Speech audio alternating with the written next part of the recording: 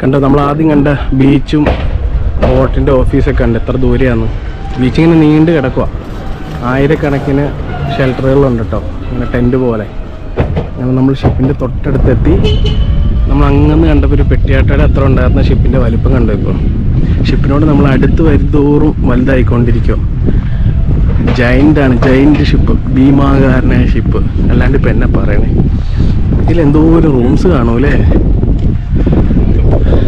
ഞാൻ ഓൾറെഡി പറഞ്ഞു, ഇത്ര വലിയ ഷിപ്പ് മൂവീസിലൊക്കെ അല്ലാണ്ട് നേരിട്ട് ഞാൻ കണ്ടിട്ടില്ല.